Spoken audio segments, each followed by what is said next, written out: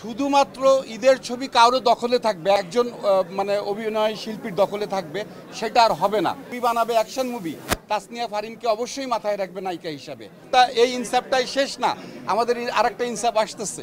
এটা locally made cinema, আমরা দেশের মধ্যেই দেশীয় রিসোর্স নিয়ে করেছি। এই ইনসাফের থেকে অনেক ভালো, অনেক বেশি অ্যারেঞ্জমেন্ট, অনেক ভালো গল্প এবং অনেক ভালো টেকনিক্যাল হচ্ছে যে সহযোগিতা নিয়ে আমরা ইনসাফ 2 আসব। এবং আমরা মনে করি যে এই ইনসাফ ছবি দিয়ে আজকে শরীফুল রাজ যে অবস্থানে গিয়েছেন, তো আমার কাছে মনে হয় না যে শুধুমাত্র ঈদের ছবি কারো দখলে থাকবে, একজনের দখলে বা একজন মানে অভিনয় শিল্পীর দখলে থাকবে, সেটা আর হবে না। আমার কাছে মনে হয় যে এটা ভাগ হয়ে যাবে।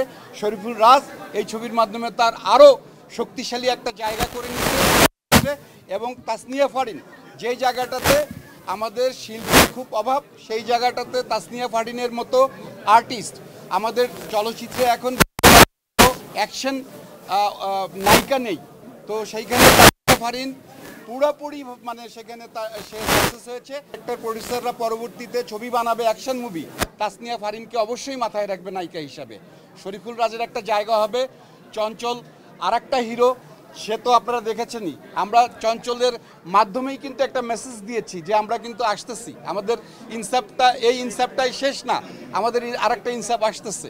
সো আর হচ্ছে মিশা সওদাগর অসাধারণ অভিনয় করেছে। আমাদের হচ্ছে মোশাররফ করিম গুণী শিল্পী, মোশাররফ করিমকে আমাদের চলচ্চিত্রে পাওয়া, চঞ্চলকে পাওয়া, সঞ্জয় সমদ্দারকে আমার দেখা হয়েছে যে ও কলকাতায় কাজ করেছে।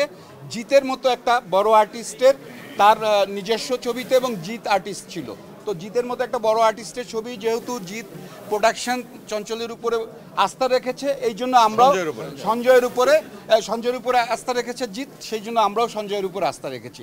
এর আর কোনো মানে কোনো ইয়ে ছিল না, কনফিউশন ছিল না। আমার যে যতটুকু দেখা গেছে এটা কিন্তু ওর গুণে। আর নিধি ব্যাকগ্রাউন্ড স্কোর করেছে নিধি। হ্যাঁ, নিধি এই যে আমাদের আর্টিস্ট, আমার আরেক ছোট ভাই জাহিদ। আর তুরিন হচ্ছে আমাদের কস্টিউম ডিজাইনার। আমাদেরকে তো কম বেশি সবাই দেখে, চেনে, ওদেরকে চেনা। আরেকটা সুসংবাদ হচ্ছে যে আমাদের সিঙ্গেল স্ক্রিনে আগামী সপ্তাহ থেকে আমাদের অলরেডি 40টা হলে আমাদের মুভি চলবে, এবং আরও সিঙ্গেল স্ক্রিন আসতেছে ছবি নেওয়ার জন্য। সো আমরা আগামী সপ্তাহ থেকে ব্যাপকভাবে আমাদের চলচ্চিত্র সিঙ্গেল স্ক্রিনে চলবে। দর্শকদের আহ্বান করি বা তাদেরকে দাওয়াত দিচ্ছি যে সিঙ্গেল স্ক্রিনে দেখার জন্য, যারা মিস করছেন ইনসাফ দেখার জন্য, তারা সিঙ্গেল স্ক্রিনে দেখতে পারবে। আমার দুই প্রডিউসার, একজন 31টা, একজন 27টা সিনেমা করেছে। সো এটা, এবং তারা এত গুণী মানুষ, তারা আমার উপর আস্থা রেখেছে, আপনাদের প্রতি কৃতজ্ঞতা। আমি তো আর্টিস্টদের কথা বললাম, আমার all the cast and crew, all technicians, প্রত্যেকে এখানে যারা আছে এবং যাদেরকে আমি আজকে পেয়েছি, ওরা নিজেদের প্রত্যেকে ব্যস্ত, সময় বের করে সিনেমা দেখতে এসেছে। অনেকে বসার জায়গা পায়নি, তো তুরিনে বসার জায়গা পায়নি। আমার বিজিএম রারা নিধি ভাই, তো কত রাত জাগা গল্প আমাদের। তো এটা আসলে অনেক কালেকটিভ এফোর্ট, তো সবাই এটা ভালো লাগছে, এটা আমাদের আনন্দের।